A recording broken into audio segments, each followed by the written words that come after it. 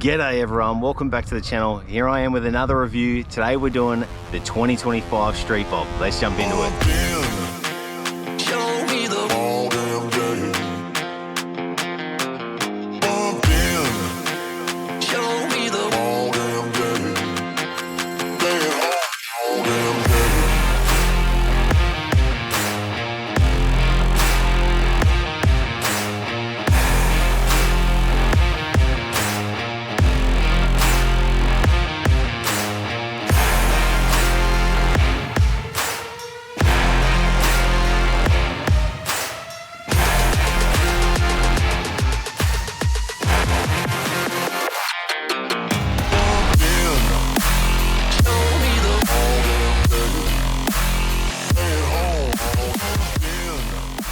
Oh, awesome. How cool does this thing look, eh?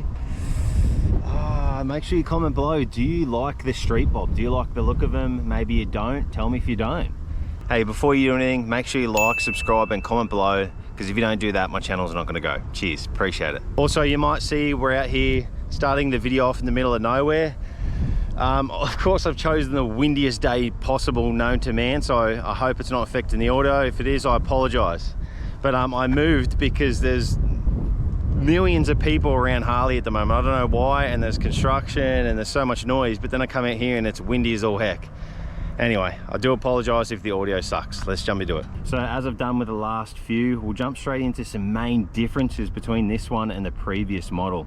So as you can see off the bat, bang, we're now 117 on the old Street Bob, mate. Hey, this one has the Milwaukee 8 117 Classic, so this shares the same one as the Heritage Softail, if I'm not mistaken. So that's a massive bonus. And then of course, new 2025s, ride modes, baby. Ride modes, boom. So as you see, it's in road mode, we've got sport mode and the rain mode. Definitely my favorite feature on these new ones. While we're up here, boom, new display. As you can see, before it was just the digital small little one, same as the breakout tab, but now they've all gone to this big puppy, which I like, because I like, you know, I like being able to have a speedo, if that makes sense. I don't like it all being digital. Tell me what you like. I like this. I think it looks cool, especially for a bobber, you know. A big controversial one, this has the new big bad boy controls. I think it looks ridiculous on the Street Bob. I think it looks dumb. They should have kept the small ones. Yes, it looks all right on the fat boy, but yeah, take them off the bloody Street Bob, mate. Adjustable lever, another small change, which I always forget to mention. Another huge one, LEDs all around, mate. You know, they should have done that a long time ago. I say this in every review. Bang, bang, bang, mate. So she is now sorted, LEDs all around. So usually this will now come with a 2-in-1 exhaust, but as you can see, Harley have chucked on some Freedom Performance pipes and it sounds unreal. So I'll show you that in a bit. Another thing they claim to have done is improved the suspension. They've fondled with that a little bit, so I'm hoping it's better, but I'll tell you on the on-ride review how we go with that. Another controversial one, they've changed the intake. I don't know how I feel about this one. This one looks like it belongs on like a 90s Harley. What do you think? Comment below. I think I preferred the other one. All the new intakes, they suck. I feel like they just look dumb.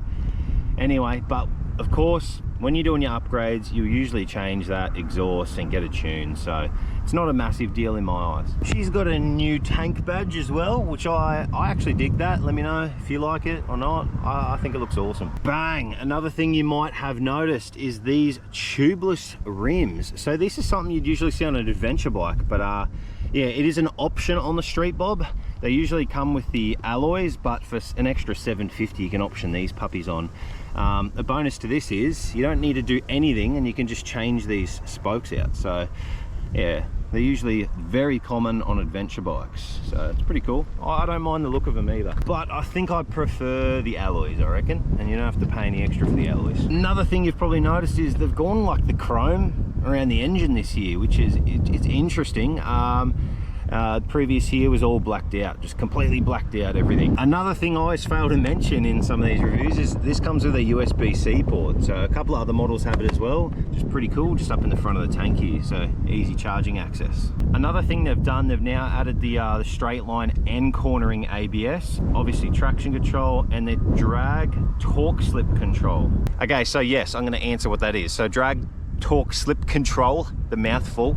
Basically what it is to stop lock up if you're decelerating too quickly. So you bang down a couple of gears or something, it'll prevent it from locking up. I don't know, kind of seems like a good idea. I don't know. Some people like doing that sort of thing, you know. Anyway, all right, let's jump into the general features of this bike now. 2025 Street Bob is $24,995 Australian, which is pretty good in my opinion. Comes in billiard grey, vivid black, which is no extra cost. You've got Centerline, which is a yellow, $370 extra. Iron Horse Metallic, $430 extra. Purple Abyss Denim, $430 extra.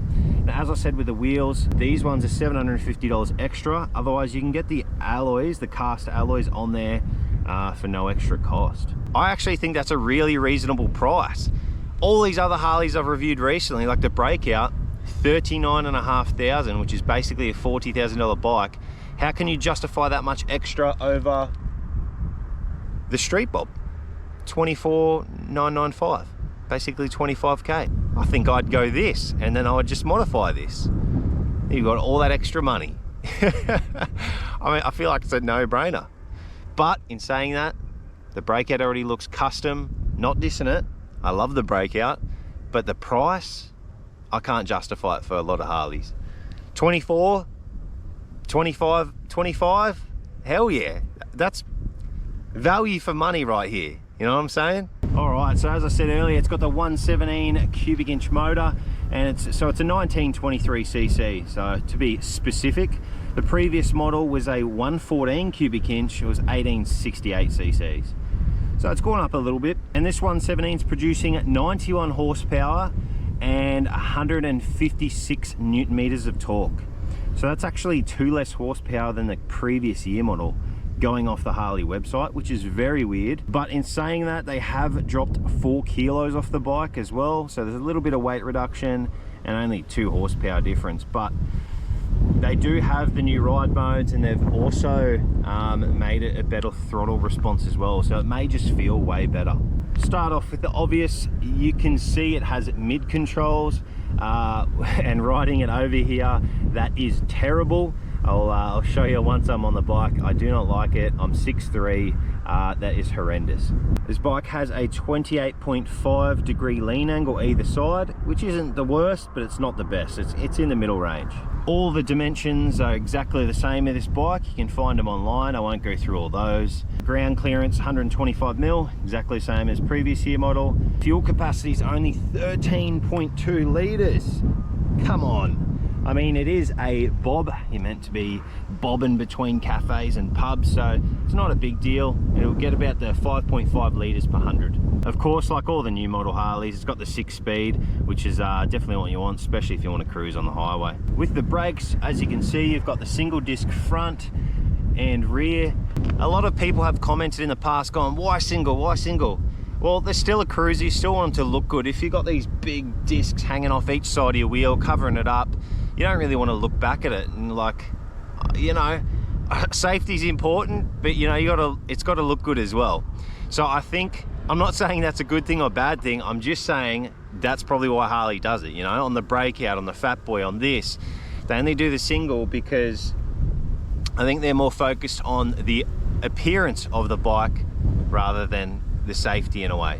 You know what I mean? I could be wrong, but from my experience on reviewing all these bikes, the singles, they stop well and truly enough anyway. Trust me, they do.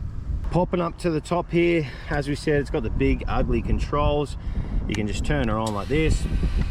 Come down here, you've got all your bloody error lights and stuff. If any of those come in, go straight to your local Harley dealership, Sunshine Coast Harley, and get it checked out. But yeah, I love it. They've got the ride modes. It's definitely my favorite feature on all these new bikes. It really makes a difference. Honestly, it does. Super cool. I love this display, all LED. Yeah, we won't focus on that too much, but I like it. It's obviously still got the mini apes, which are super comfortable. Yeah, it's also got cruise control, which is super sick. I love it. I think every Harley, it's a cruiser, it should have cruise control. Also got your menu button here. You can go through, you can change your front and rear tire pressure monitors, which is cool. Total kilometers, trip A and B. You've got your kilometers to empty. You've got the time, and then you've got your RPM as well. All right, let's jump on the bike, go for a ride. I'm sure I've missed things, I always do, but the specs are just online. They're all written there. I don't want to focus on them too much. Let's jump on this and give you a real rider review, eh? Tell you how it really feels. Also, quick shout out to Resurgence gear. Keeping me safe, mate. This is PKev line, so it's better than Kevlar, and it's keeping me warm. So I know it's still winter. Maybe jump online at resurgencegear.com.au, or there's a few links below if you're in New Zealand, wherever. And at checkout, use code Gnarly10. You'll get yourself 10% off. How good's that? Let's do this, eh? Do apologise. I hope this microphone is okay. I had to swap them again, as you might have heard in the last review. I've been having crackling and popping issues. I just can't get the audio right. No matter what microphone I use, it stuffs up. Just a warning, I hope the audio turns out okay. Let's see how she sounds, eh? Let's start her up, mate.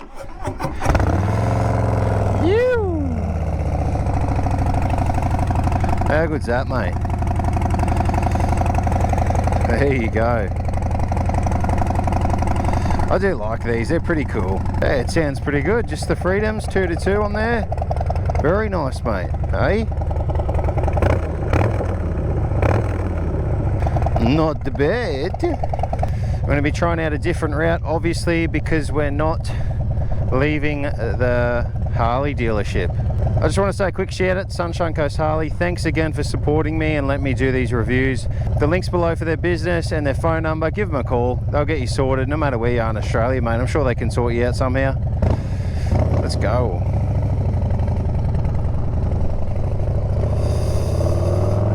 Oh, nice. Oh! Snappy little puppy, mate. Hey? Snappy. Roundabout action always freaks me out.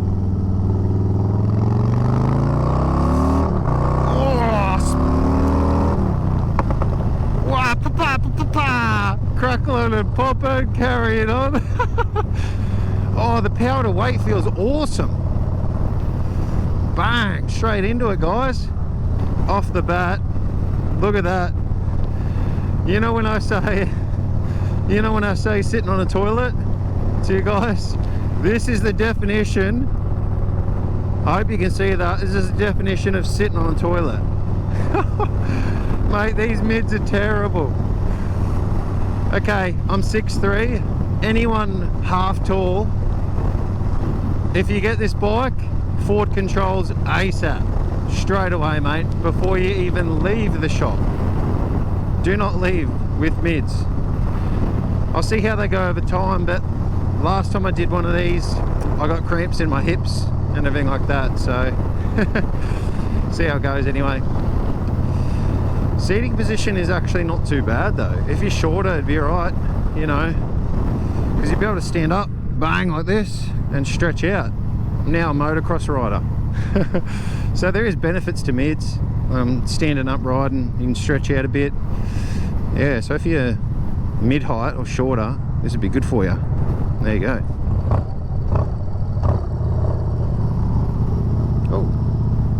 Oh, scraped.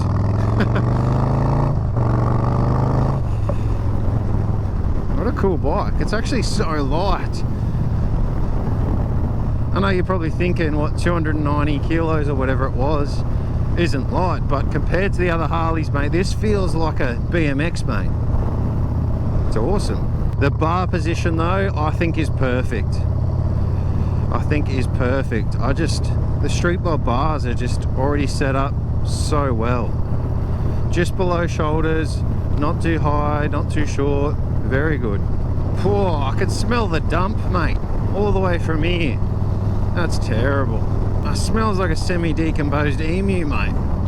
What the bloody hell? Come on, mate. Give her a rip. On you, mate. Oh! Oh! Woo! Yeah! What? That's not even in sport mode. Yeah, fag! That felt great. The power to weight of this thing's cracker. You know when like you ride a smaller dirt bike or you ride a smaller bike or something, it just feels funner or easier? I feel like that applies to the Street Bob. You can just throw it around a bit more, and just the power to weight's great. That'll bloody rip the pubes off you, mate. Holy demon. Yep, so I called it. I'm already getting cramps in my hips. Yeah, you can't, like, what do you expect? Look at that. My knees are over the tank, man. It's wild. So yeah, I'm 6'3". I would not even leave the shop without Fords. But the bonus of this bike is it's only 25k AUD. So you can slap some Fords in it and a heap of other parts, mate, and still be in it for maybe just under 30, I guess.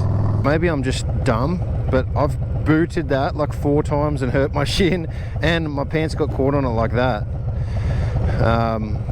So yeah, just even safety wise and just annoyingness, the mids on this suck because they're kind of in the way where you put your feet down. Come on, what's this light doing, mate?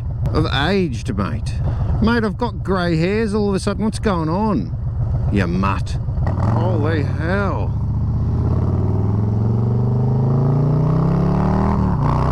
Let's go. Oh.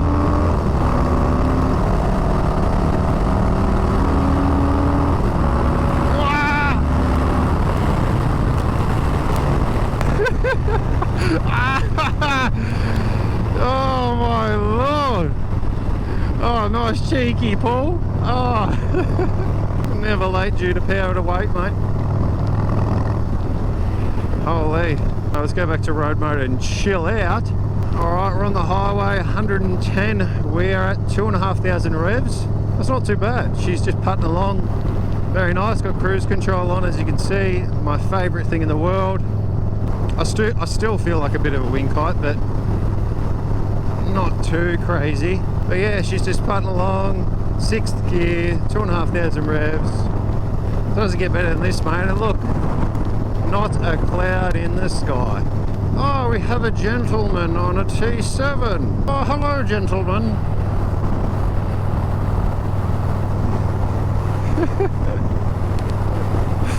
Oh, distinguished gentleman.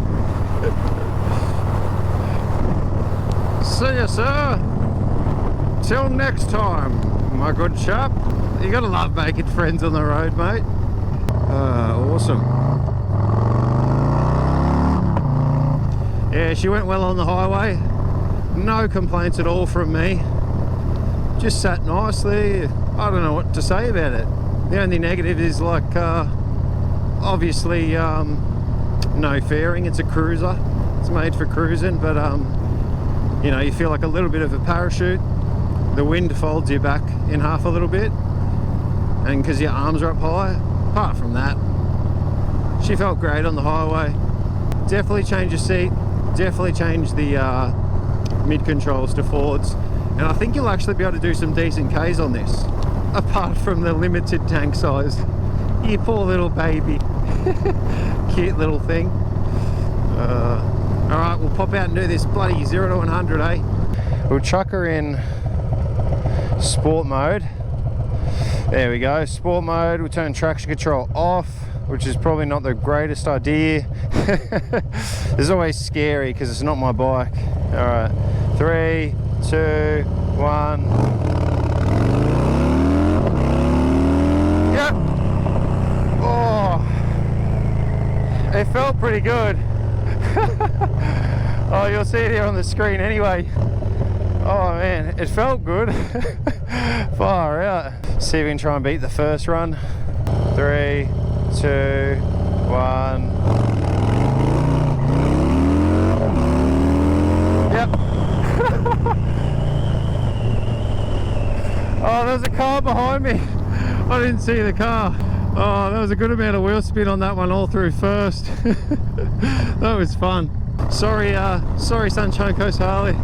Not trying to do skids on your bike, I promise. Alright, let's test out these brakes, eh? See how well she stops. We'll go from about 80. Braking hard's always sketchy, even though it has ABS. Anyway, let's go from 80 to 0. Oh my lord. Oh. Oh, she stopped well. Oh my. Anyway, those who say you need 2 bloody discs, mate, mate, I felt like that was awesome. I felt some G's off that. No, that was great. Alrighty, the twisties, mate.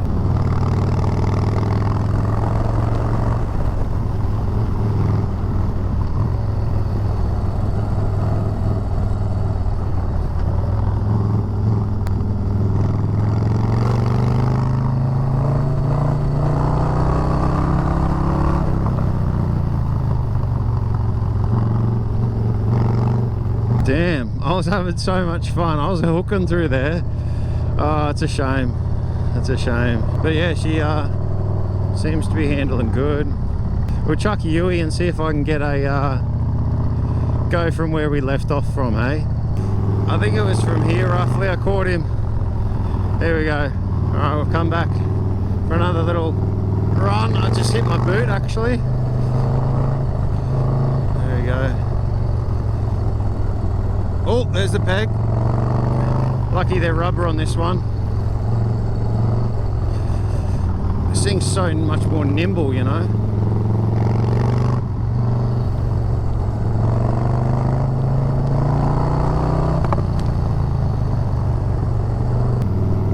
Yep, peg.